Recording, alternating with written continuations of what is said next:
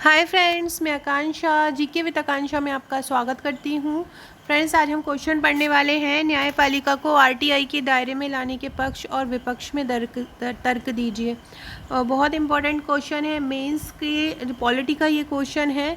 और नॉर्मली जो बातें हैं इसकी चलती रहती है कि न्यायपालिका को आरटीआई के दायरे में लाना चाहिए या नहीं लाना चाहिए। इस प्रकार के क्वेश्चन मुख्य परीक्षा में पूछे जा सकते हैं, इसलिए मैं ये लेके आई हूँ आपके लिए।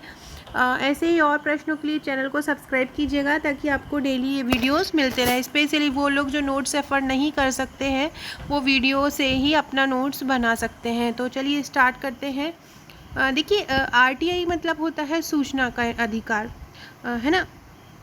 तो सूचना के अधिकार के तहत न्यायपालिका को लाना चाहिए या नहीं लाना चाहिए, क्या इससे पारदर्शिता बढ़ेगी या इससे कुछ प्रॉब्लम्स आएंगी, तो हमको पक्ष और विपक्ष दोनों में ही इसका तर्क देना है।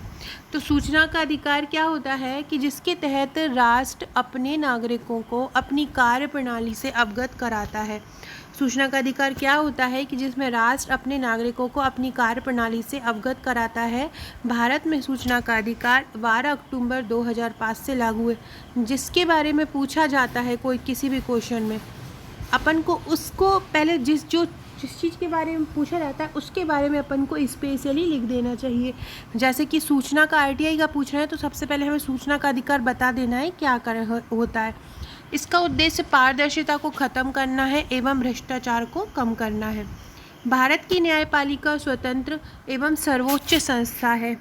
न्यायाधीश के अनुसार, न्यायाधीश गलत लिख दिया, कभी कभी लिखते लिखते में ही वर्ड छूट जाता है। तो न्यायाधीश के अनुसार न्यायपालिका स्वयं को आरटीआई के दायरे से बाहर रखने का कथन कहती है।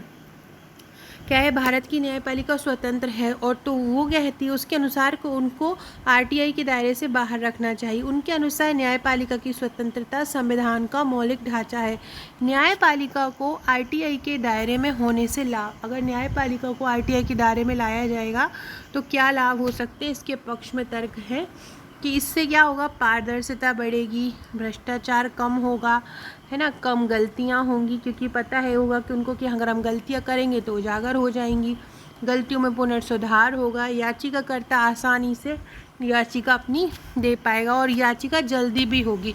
तो ये इसके बाद इसकी हानि क्या है, हानियाँ मतलब इसके कार्यकलाप में इनके बाधा आएगी, कोई भी कार्यकलाप उतने अच्छे से नहीं कर पाएंगे।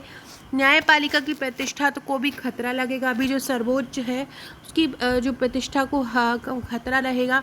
लोगों का हस्तक्षेप न्यायपालिका में बढ़ जाएगा, उसकी स्वतंत्रता भंग हो जाएगी, कार्य में उनके डर पैदा हो जाएगा और निर्णय लेने में भी वो जो जिस आत्मविश्वास से अभी निर्णय ले लेते हैं उस आत्मविश्वास से निर्णय नहीं ले पाएंगे और प्रतिष्ठा को भी खतरा रहेगा। इस प्रकार से ये उसके विपक्ष में तर्क दिया हमने और ये लाभ दिए। अब हम नीचे लिखेंगे, हालांकि न्यायपालिका को आरटीआई में लाने से लाभ है।